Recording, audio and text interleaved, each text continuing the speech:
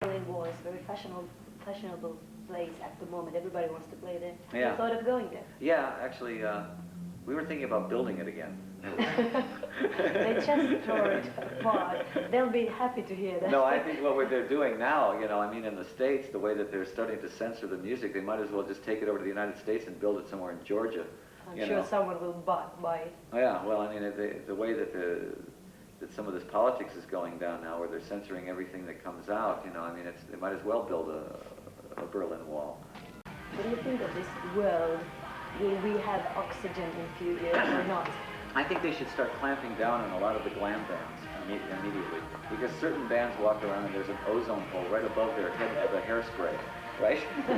I mean, bands like Poison have got so much hairspray on that there's like an immediate hole right through the ozone. So is it like it's very trendy to be concerned about? I think, you know, I live in Phoenix, Arizona. Phoenix, Arizona, hot in Phoenix, Arizona is 115. That's very hot. When I left there, it was 123. That's, you know, it's 8 or 9, 10 degrees hotter than normal, even in Phoenix. Every place in the world, the weather's changing and dramatically. And we travel the world. So, I mean, you know, we can see what's going on, you know. As far as I'm concerned, you know, I'm tired of looking at styrofoam. If they want to get rid of styrofoam, it'd be fine with me. I can't stand the way it squeaks anyways. You know, so I mean, there's lots of things that I could live without. You know, I think it's just going to be one of those things. Alice is not a very political character. I think it's great that we have Sting and Peter Gabriel and people like that are very politically minded, that are world changers. I think Alice is more of an observer, and then more of a mirror image of some of the more absurd things on the planet. We're more of the Twilight Zone view of the world than the reality. Yeah. Why the name Alice, actually? Well, Alice is, you know, such an American name. If you think of Alice Cooper, you know, you would expect to see a blonde folk singer. And what they see is me, which is totally opposite of what they're expecting, you know, so I like to do things like that. And, you know, we've never been here before. We've never been to Finland before. We've never played here. You know, just a place we missed. I don't know how. But, you know, let you all know that we're still alive and kicking. You know, your mama thinks I'm filthy.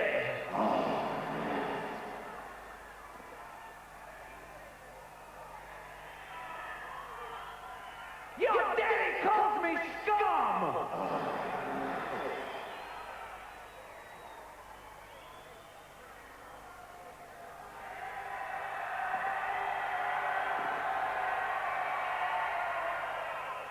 Wrap your fingers all around me. We incorporated rock, hard rock, very hard rock with, you know, with the theater.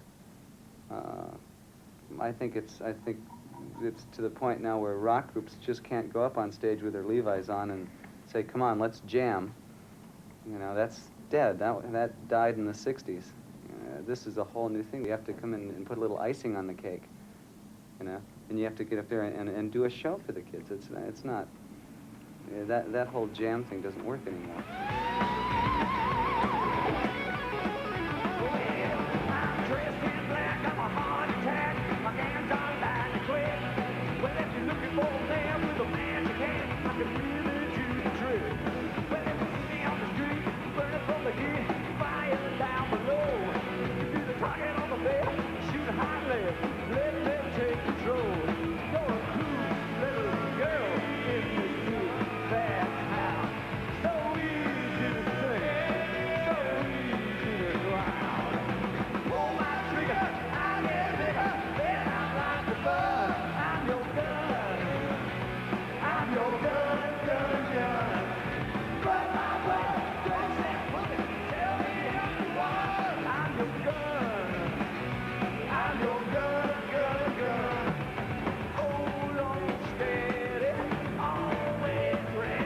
Had a lot to do with sex, because it's not just a fun thing anymore. Now it's a dangerous toy. It's a very dangerous Russian roulette. Yeah, it is a sexual roulette. I mean, I think that in the 90s, people are going to have to be more concerned with quality sex, not quantity. You know, in the 70s and 80s, it was very, very quantity. Let's see how many times we can get laid. In the 90s, I think it's going to have to be... What do you mean, we? Not we. The general, I meant humanity. Okay. But I think that in the 90s it's going to be a more romantic period. I think it's going to be people... Gone with the wind. Well, maybe not necessarily like that, but I think that the mentality is going to have to be find one person that you're in love with and have that person be every fantasy, you know. And that might even be more exciting. You know, we are the only voice that the kids have. If you really look at it, the teenagers don't have a voice through newspapers. They don't have a voice through television. They have a voice through rock and roll. We are the only voice they have. So if they want to get a point across, it has to come through the musicians. And we are the mouthpiece for this generation.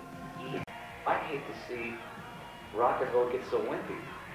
You know, I mean, I watch MTV and I watch a lot of the videos, and I go, what is this passing for rock and roll? I mean, it's real, the pop stuff is so syrupy and, you know, and wimpy.